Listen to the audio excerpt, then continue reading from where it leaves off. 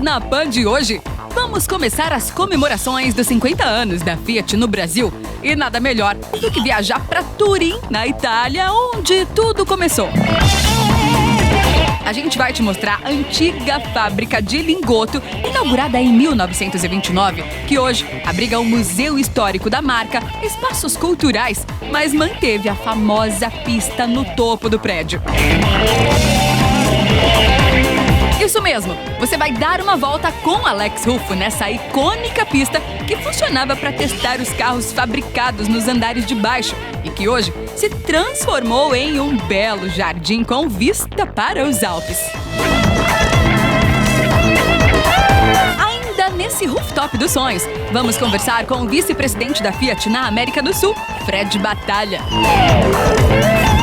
Em Campinas, vamos conhecer a oficina de testes de baterias da BYD e tirar suas dúvidas sobre manutenção. E Leonardo Maringulo acelera com exclusividade o Porsche Cayenne e-Hybrid Coupé, com direito até a uma invasão de quatis na gravação.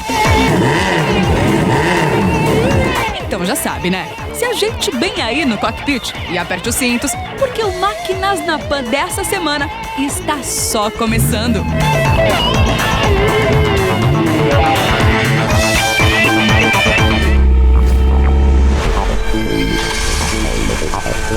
Máquinas na Pan.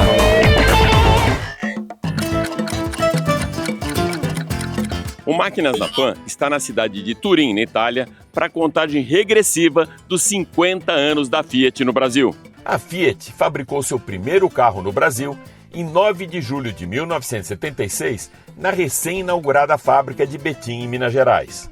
O modelo foi o Fiat 147, derivado do Fiat 127 europeu.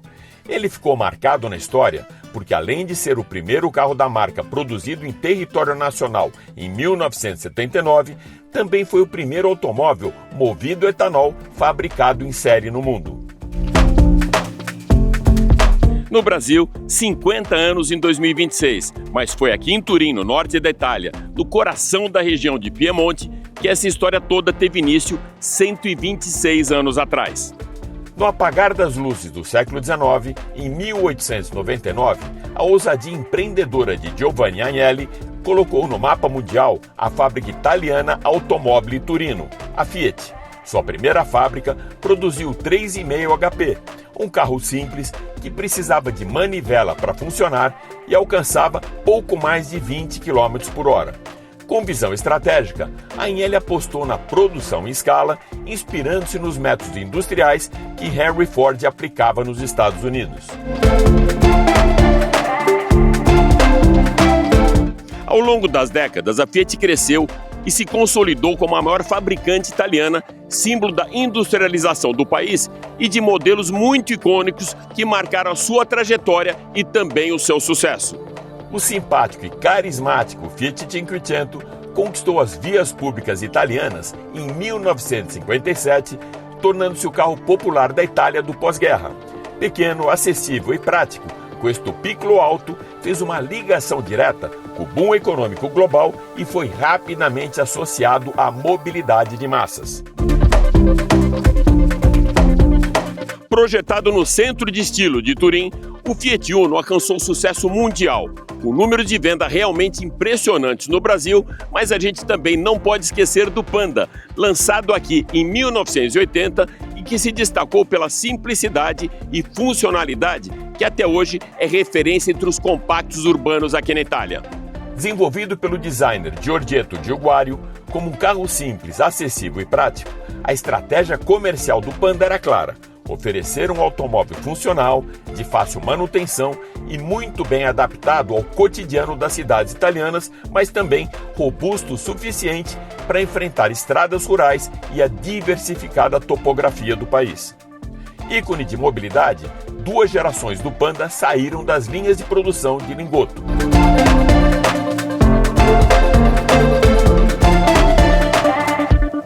Lingotto representa o coração da Fiat aqui em Turim.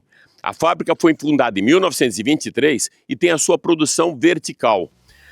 O grande mote desse espaço todo aqui é a tecnologia e inovação, com uma fábrica que começava a sua produção pelo piso, ou seja, pelo piso térreo, ia subindo, ou seja, toda a produção ia sendo escalada até chegar na lapista, que é exatamente onde a gente está agora, no topo do prédio, onde eram feitos os primeiros testes dos veículos. E alguns muito icônicos foram testados aqui, o Topolino e também o Fiat Cinquecento, coração da Itália e símbolo de inovação e tecnologia.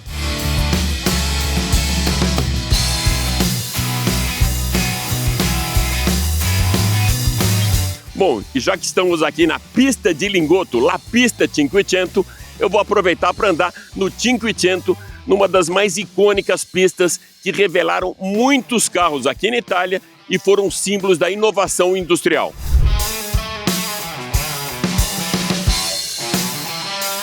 Eu estou do lado, eu vou até falar um pouco fora das quatro linhas, uma amiga querida, filha de um outro amigo querido, a Tati Carvalho, filha do meu amigão Fred Carvalho. Hoje a Tati, ela é gerente de comunicação de marcas do Grupo Stellantis, mas ela está aqui só para passear nessa pista com muita exclusividade.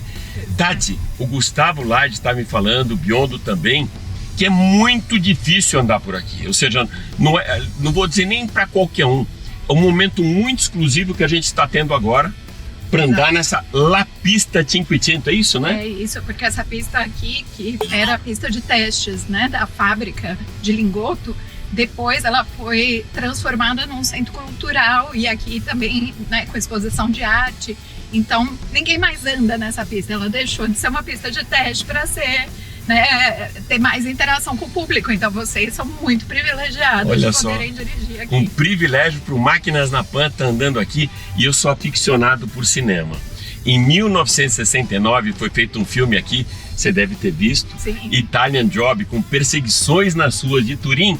E aqui em cima também, Tati. Pois é. Então é um filme que eu vou revisitar agora, depois de andar aqui, né? Ou seja, não só um icônico para a indústria automotiva, uma referência aqui de inovação tecnológica, de processos, né? Uma fábrica que começa lá na planta baixa, lá embaixo, e vai subindo e finaliza aqui com a cereja do bolo, com o test drive de produto. Imagina a história que tem isso, uma fábrica, né, que nasceu em 1923, e que ela tem uma referência importante, não é só para a Fiat, mas para a cidade de Torino, né? Que foi referência como, né, polo automotivo para o mundo, né? Exatamente, e a gente aqui agora andando um pouco na história, né? E eu acho que história é o que marca a Fiat, né? A gente está numa contagem regressiva para os 50 anos, que se completa o ano que vem, né? Ano que vem, 2026, parece que começou em julho desse ano. A gente começou a contagem regressiva dia 9 de julho desse ano, para os 50 o ano que vem. E olha só, e o Máquinas na Pan foi convidado, a Jovem Pan foi convidada para participar desse momento, dessa contagem regressiva. Eu quero ver se ano que vem, quando tiver os 50 anos, eu vou estar junto com vocês estourando champanhe também. Né? Com certeza, Máquinas na Pan com a gente.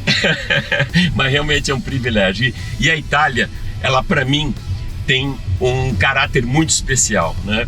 Aqui bem pertinho eu fiz várias coberturas de Fórmula 1 em Monza, e essa pista aqui ela tem quase uma parabólica, uma pista inclinada que me lembra também muito a pista de Monza. Mas é isso aí, gente. Foi um privilégio estar com você, querida. Obrigada, É Alex. sempre muito bom estar com essa menina aqui de ouro, né? E quero já marcar com o pai dela também, Fred Carvalho, em São Paulo. Existe uma promessa aí de quando a gente voltar para o Brasil, encontrar Fred Carvalho. Até já!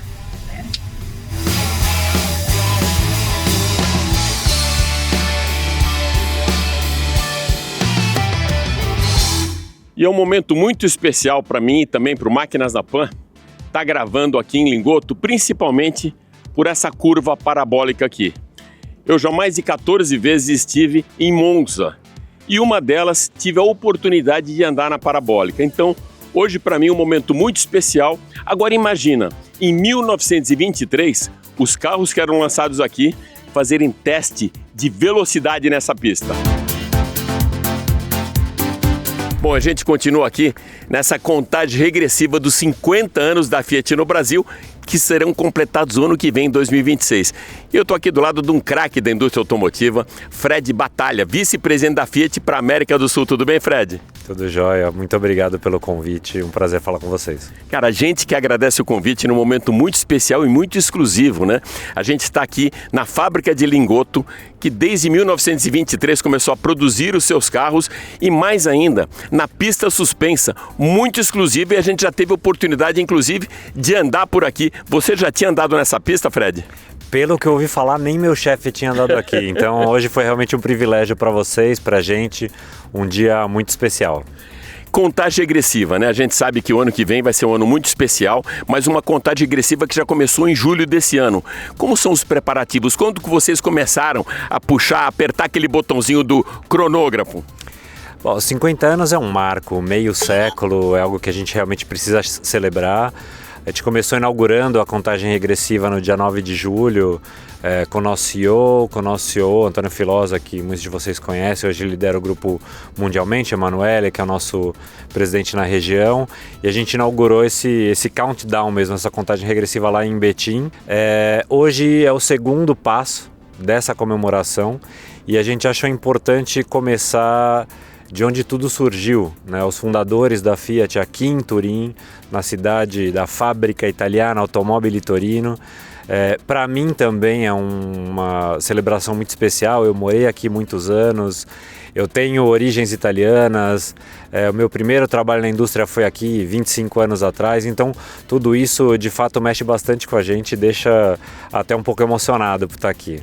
A história de Turim, ela se confunde com a própria história da indústria automobilística italiana. Eu acompanho Fórmula 1 desde 1986 e a gente tem pertinho daqui Monza, mas uma coisa que sempre foi muito valorizada, isso até pelo Luca di Montezemolo, pela família Agnelli, é esse DNA que a marca sempre teve, até quando assumiu o grupo Ferrari de motorsports e conseguir traduzir tudo isso que vocês colocam nas ruas em carro de pista. Você acompanha a Fórmula 1 também, Fred?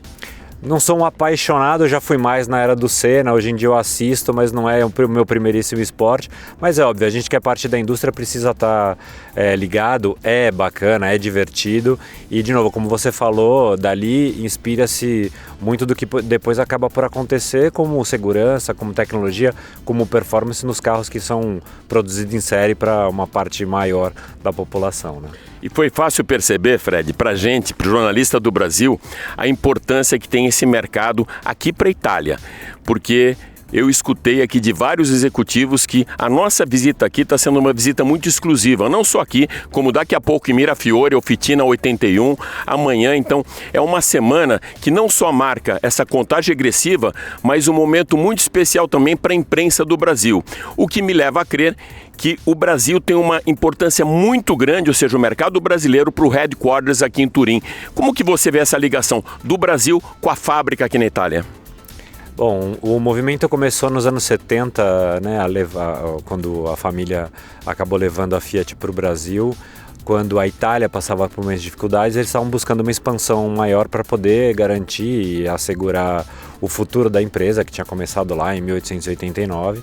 E desde então, eu acho que o trabalho que foi feito, primeiramente por eles, depois por todos que vieram depois, é motivo de muito orgulho para todos nós brasileiros, né? Eu acho que a Fiat hoje ela pode contar com a liderança no mercado já há muitos anos. Ao longo desses últimos, estamos lá quase 50, nos últimos 25 a gente liderou a grande maioria desses anos. Então, certamente eu acho que os fundadores ficariam orgulhosos do resultado que foi atingido pelo que eles começaram lá atrás em 1976. Até hoje os resultados globais do que é o Grupo Stellantis tem uma parcela relevante deles acontecendo na nossa região. É motivo de muito orgulho, mas também de muita responsabilidade, e a gente está começando essa celebração não só como uma referência ao passado e a tudo aquilo que aconteceu, mas também com um olhar para frente, como é que a gente consegue continuar construindo e escrevendo essa história de sucesso pelos próximos 50 ou até mais anos aí para frente. Eu não vou tão longe, mas eu vou pro ano que vem. Alguma série especial, algum modelo comemorativo pelos 50 anos? Gostei da ideia. Vou levar para dentro e de repente a gente conversa por aí. Quem sabe o ano que vem temos novidades. Valeu, super obrigado, Fred. Eu que agradeço.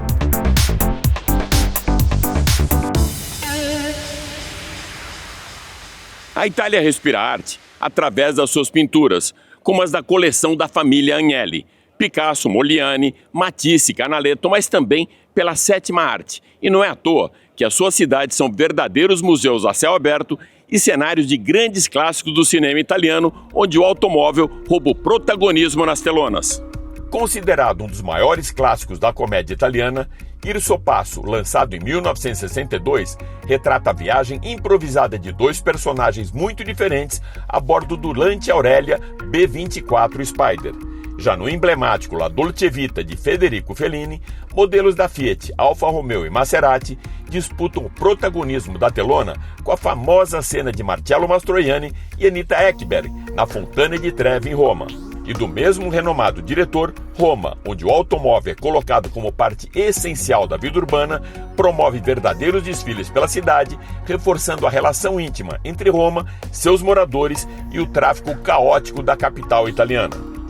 Bom, e agora bem no estilo De Volta para o Futuro, eu vou pedir para o editor do Máquinas na Pan, Daniel Pegas, me teletransportar de volta ao Brasil para o laboratório de baterias da BYD, localizado na cidade de Campinas. Hoje o Máquinas na Pan teve o privilégio de conhecer o laboratório de baterias da BYD aqui em Campinas. E vocês sempre ouviram eu falar, ou nas apresentações de carro, lançamento de produto, junto com o Baldi, falar da bateria Blade. Então o que é essa famosa bateria Blade? A Blade é uma lâmina que ela vem daqui de ponta a ponta. Esse aqui, por exemplo, é um chassi de um Dolphin.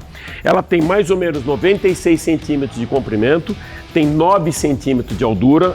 Aqui são 104 lâminas que formam esse pack. Aqui é a parte de conexão, toda a conexão eletrônica com o automóvel. E com a grande vantagem, primeiro, a maneira de você fazer a disposição dela dentro do carro. Então as plataformas de EMI e de EMO da BYD, elas proporcionam exatamente isso. Uma acomodação tranquila para você ter dentro do carro, dentro do volume interno do carro, muito mais conforto, exatamente por conta disso aqui, por conta da inteligência na hora de você colocar. A outra coisa é confiabilidade. A bateria tem 8 anos de garantia, que dá mais ou menos 1 milhão de quilômetros rodados.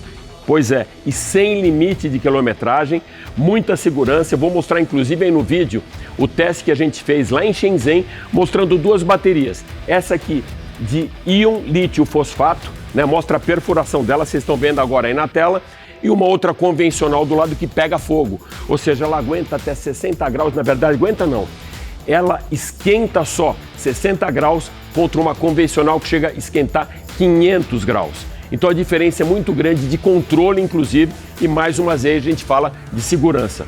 E vocês devem lembrar também que no Pânico esteve comigo Fabian Gomes, que é o diretor de pós-venda da BYD. Então vou chamar ele aqui um pouco para a nossa conversa, para ele explicar um pouco o que mais, além dessa parte, de ele mostrar para a gente a bateria Blade e esse pack aqui, o que mais que é feito nesse departamento aqui. Seja super bem-vindo para o Máquinas na Pan, meu amigo. Olá, Alex. Mais uma vez, muito obrigado pelo convite.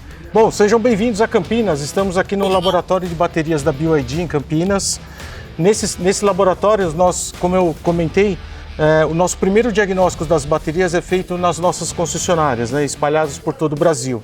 Então, nós temos um equipamento diagnóstico que é feito em caso de algum problema nas baterias. Os nossos técnicos, que são capacitados e treinados por nós, fazem esses diagnósticos. Havendo algum tipo de problema nas baterias, essas baterias são submetidas aqui para esse laboratório em Campinas. E aqui nós temos a habilidade de fazer um diagnóstico mais profundo nessas baterias. Ou seja, nós possuímos aqui equipamentos com mais tecnologia para fazer o diagnóstico, para ver se existe algum problema nos módulos eletrônicos, nas lâminas blades ou no sistema de refrigeração. E aí dá a destinação correta para essas baterias, se elas serão reparadas aqui ou se a gente vai fazer a reciclagem das mesmas. E então esses packs todos que eu estou vendo de madeira, eles já vêm desse primeiro processo diagnóstico que chegam já da concessionária, é isso, né? Exatamente isso. Você mostra para mim? Vamos lá. Vamos lá?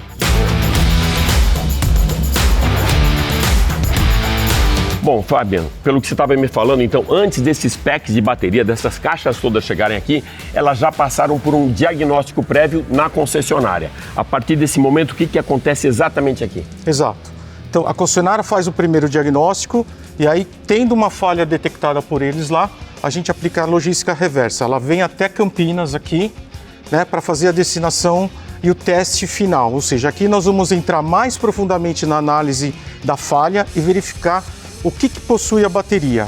E aí nós temos duas situações. Ou essa bateria será reparada, nós temos condições de reparar, se é um módulo eletrônico, se é uma destinação, um problema de refrigeração da bateria, ou se a bateria realmente não tem condições de ser reparada, e aí a gente vai fazer o que nós chamamos de reciclagem da bateria. E aí lembrando, né, que a bateria Blade, ela tem 8 anos de garantia, sem limite de quilometragem, correto, é isso, né? Exatamente. E o Baldi até colocou pra gente lá no Pânico que dá mais de 1 milhão de quilômetros rodados, é isso, né? Exatamente isso. Lembrando, né, que a BYD começou, né, a história da BYD começa justamente com fabricação de baterias, né? Nós dominamos a tecnologia de baterias no mundo e fornecemos baterias, inclusive, para nossos concorrentes. Eu não podia falar isso aqui, mas como não tem ninguém nos ouvindo, eu posso. A Tesla, inclusive, utiliza as baterias Blade. Exatamente. E aqui, então, nessa linha que vocês estão vendo aqui, baterias, possuem baterias, inclusive, não só de veículos, mas também de ônibus, de outras linhas que são aplicadas nesse laboratório. E ao final aqui eu vou demonstrar para vocês um equipamento que a gente utiliza para fazer o teste estático que nós chamamos para determinar qual a falha dela. E esse teste, quem faz e quem conduz isso, o grande comandante, é esse chinês que fala perfeitamente mandarim, né? O Gustavo Carvalho, é isso, né? Exatamente. Vamos conversar com ele, o então. Gustavo. Esse aqui é o centro de teste estático. Aqui é uma bateria do Song Pro, tá certo ou não? Isso mesmo. Alguma coisa eu aprendi com ele aqui. E aqui o diagnóstico. Fala para mim o que exatamente é avaliado aqui. Então, esse aqui é o primeiro ponto. Quando a bateria chega pra gente, a gente avalia a tensão de cada célula, temperatura, estado de carga, as falhas de comunicação que pode ter ocorrido. Então ele dá um relatório pra gente de tudo que pode ter acontecido na bateria. Gustavo, é mais ou menos como na Fórmula 1 a gente plugar a telemetria e te dá todo o histórico, tudo que aconteceu até aquele momento, e você vê ali, em algum momento é sinalizado aqui, fácil assim de ver, porque eu, como entendo muito bem chinês, eu já vejo que aqui é o SOC.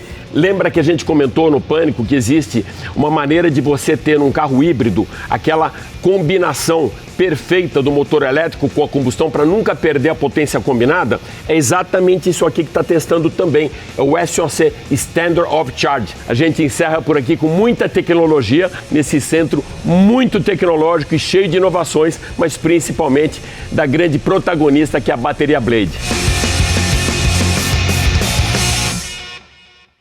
E já que o programa dessa semana é muito rico em tradição automotiva, vamos atravessar a fronteira que separa as marcas italianas das alemãs, com o prata da casa Leonardo Maringlo, que testou o Porsche Cayenne na Aldeia da Serra, e vejam só, na companhia de pelo menos 20 amigos de quatro patas como equipe de apoio para as gravações. Acompanha comigo!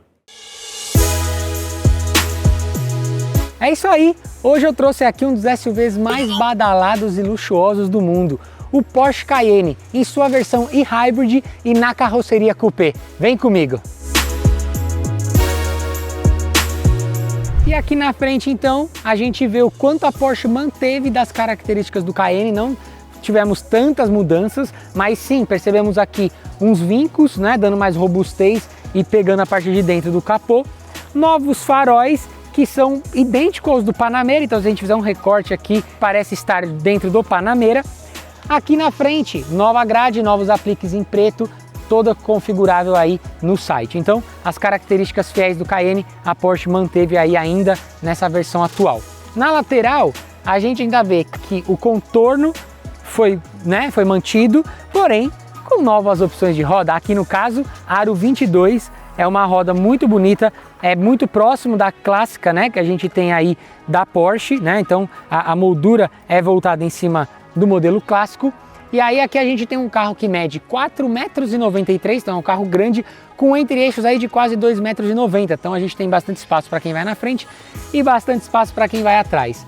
Aqui nesse caso, carroceria coupé. Então, coluna C, o caimento aqui é mais cedo do que o SUV, que viria um pouquinho mais para cima e cairia mais aqui atrás, né? Mais próximo aqui realmente do nosso aerofólio. E aí aqui na traseira, a gente vê que as lanternas tiveram a modificação, né? Então estão seguindo a nova linha da Porsche, tanto quanto no Panamera quanto no 911, não tem mais aquele recorte aqui, e ela é totalmente linear. Como eu falei, a gente tem aqui então um aerofólio que ele se estende quando necessário, automaticamente ele levanta, abaixa, ou então lá dentro a gente tem a opção também de fazer com que ele levante a hora que a gente quiser.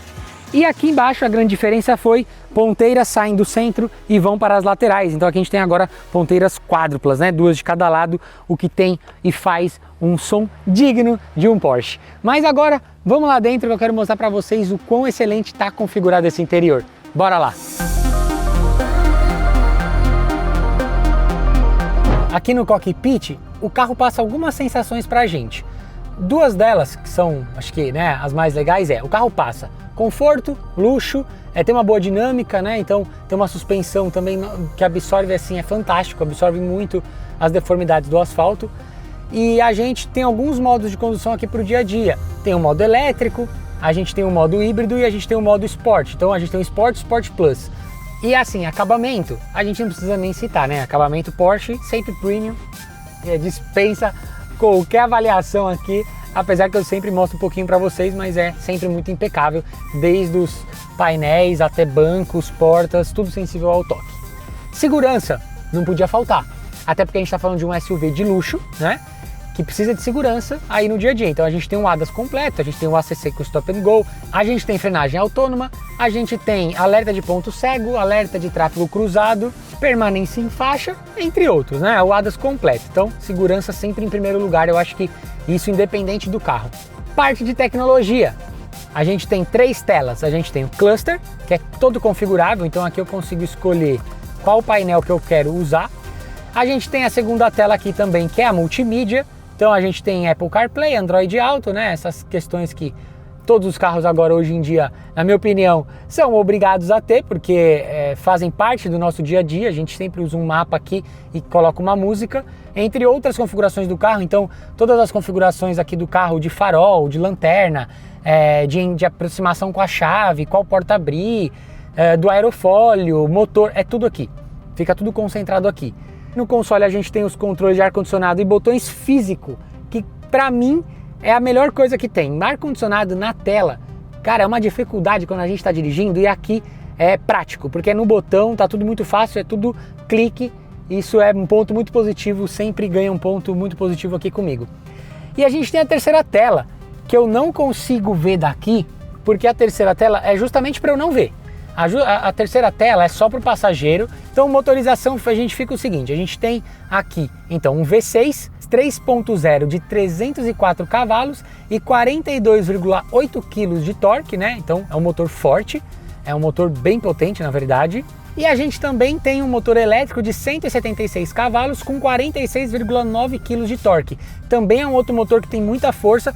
Isso tudo atrelado a um câmbio de 8 velocidades, fazendo um 0 a 100 em 5,9 segundos, e é um carro que pesa aí acima das 2,5 toneladas, então é 2.550 quilos, né? Um carro pesado, mas é um 0 a 100 muito bom, né? Abaixo dos 6 segundos, a gente então tem essa potência toda aí, é um carro realmente muito divertido.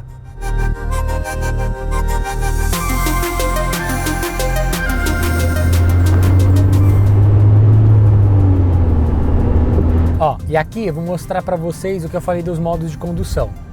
A gente tem aqui o off-road, que eu não vou nem colocar, senão a suspensão vai subir, né? Eu entrei agora no e-Power aqui, na verdade, que é o totalmente elétrico, então ele abaixou aqui o giro do motor e deixou a gente totalmente no elétrico, mas eu tô com pouca autonomia, eu andei bastante já do modo elétrico, eu tô com 7 km apenas.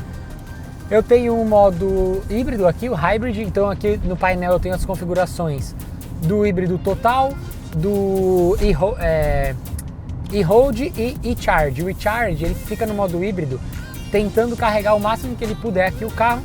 O híbrido alto, ele começa a mesclar e sempre colocar nas melhores condições, ou no elétrico ou na combustão, dependendo de como está a sua condição. Então, como eu estou na estrada, ele está priorizando a combustão, porque o carro está fluindo mais, então não vai gastar tanto combustível. E se eu estivesse aqui agora na rua, no meio da cidade, ele estaria priorizando o elétrico, justamente para não gastar tanta gasolina. E aí, ó, a gente tem aqui, ó, modo esporte. Então a gente já escuta o ronco, ó. Eu vou bater uma para baixo, ó. Ó, mais uma, ó.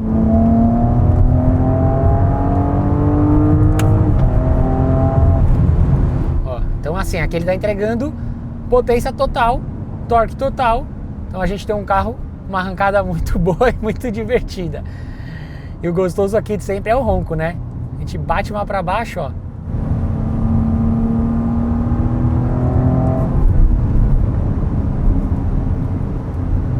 E por fim, a gente tem o Sport Plus, que esse daqui é mais indicado para a gente andar na pista, até porque ele vai desligar alguns sensores do carro, então por segurança é bom a gente sempre usar quando a gente estiver apenas dentro de um ambiente controlado.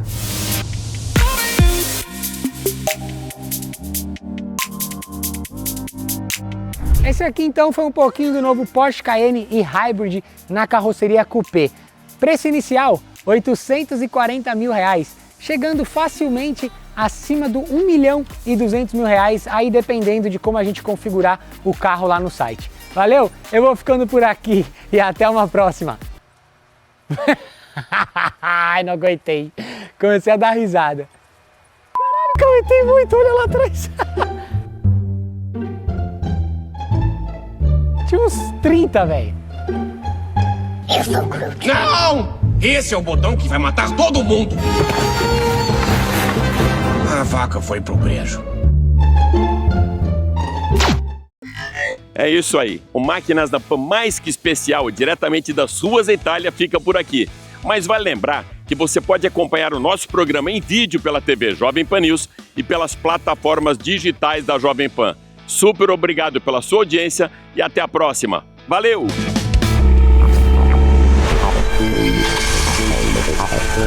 Máquinas na Pan.